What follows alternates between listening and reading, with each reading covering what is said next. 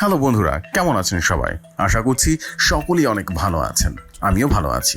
গত এপিসোডে আমরা জেনেছিলাম এসইও কি এবং এসইওর সংক্ষিপ্ত ইতিহাস।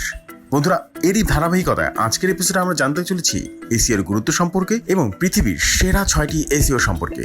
তবে চলুন দেরি কিসের, শুরু করা যাক আজকের এই এপিসোড। এখন আমরা জানবো সার্চ ইঞ্জিন অপটিমাইজেশনের গুরুত্ব সম্পর্কে। ওয়েবসাইটের সফলতা নির্ভর করে পাঠক এবং ইউজারদের উপরে। ওয়েবসাইটের পাঠক এবং ইউজার যত বেশি হবে ততই ওয়েবসাইটের সফলতা বাড়বে।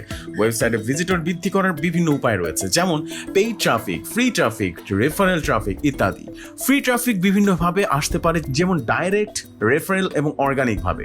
পেইড ট্রাফিক ছাড়া সকল ট্রাফিক বা ভিজিটর আনার ক্ষেত্রে সবচেয়ে বেশি ভূমিকা রাখে সার্চ ইঞ্জিন অপটিমাইজেশন।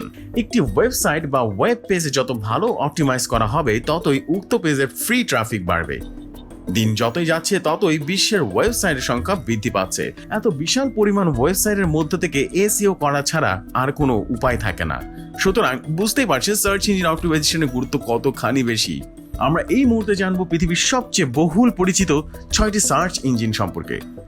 প্রথমে আছে গুগল। 1995 সালে স্ট্যামফোর্ড বিশ্ববিদ্যালয়ের ছাত্র লরি পেজের মাধ্যমে গুগলের সূচনা হয়। লরি পেজ এবং সার্চ ব্রেইন তাদের ডরমেটরি রুম থেকে ব্যাকরাপ নামে সার্চ ইঞ্জিন তৈরি করে। ব্যাকরাপই পরে গুগল নাম হয়। 2 নম্বরে আছে yahoo.com। 1994 সালে স্ট্যামফোর্ড বিশ্ববিদ্যালয়ের শিক্ষার্থী জ্যারি ইয়াং এবং ডেভিড ফিলো ইয়াহু সূচনা করেন। ইয়াহু মূলত ডিরেক্টরি ওয়েবসাইট ছিল। ডিরেক্টরি ওয়েবসাইট হওয়ার কারণে ইয়াহুর ফ্রন্ট পেজ থেকে অনেক ক্যাটাগরি ছিল এবং হোম পেজে হেডারের নিচে সার্চ অপশন ছিল। অন্যদিকে গুগল সার্চ ইঞ্জিনে হোম পেজে শুধু একটা সার্চ বার রেখেই কাজ শুরু করেন। সিম্পল হোম পেজ হওয়ার কারণেই গুগল সার্চ ইঞ্জিন হিসেবে ধীরে ধীরে জনপ্রিয়তা পেতে থাকে।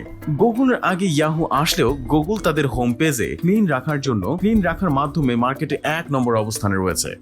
3 নম্বরে আছে ডাকডাকো একটি জনপ্রিয় সার্চ ইঞ্জিন। অন্য সব সার্চ ইঞ্জিন ইউজারদের তথ্য সংগ্রহ করে তা বিজ্ঞাপন দেখানোর কাজে ব্যবহার করে থাকে। ডাকডাকো ইউজারদের কোনো তথ্য সংগ্রহ করে না। ইউজারদের কোনো তথ্য সংগ্রহ না করার কারণে ধীরে ধীরে জনপ্রিয়তা হয়ে উঠেছে ডাকডাকো সার্চ ইঞ্জিন।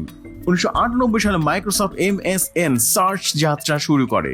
2004 সালে বিংয়ে মাইক্রোসফটের বড় অঙ্কের বিনিয়োগ করা হয়। বাইডু 2000 সালের 18 জানুয়ারি রবিন লি এবং এরিক জু বাইদু শুরু করেন। বাইদুতে সাইন আপ করার জন্য একটি চাইনিজ মোবাইল ফোন নাম্বার দরকার হয়। যে কোনো ওয়েবসাইটের লিঙ্ক বাইদু ক্রল করে ইন্ডেক্সই করে। ইয়ানডেক্স রাশিয়ার সার্চ ইঞ্জিন। এটি 23 সেপ্টেম্বর 1997 সালে এই সার্চ ইঞ্জিনের যাত্রা শুরু হয়।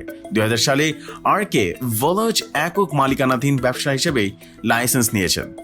নিশ্চয়ই বুঝতে পারছেন ইয়ানডেক্সের সার্চ ইঞ্জিনটা কেমন দেখতে। তো এই ছিল আজকের এপিসোড। আশা করছি নেক্সট এপিসোডে আমরা কোর্সের বাকি সব বিষয়গুলো সম্পর্কে জানবো। So to be continue.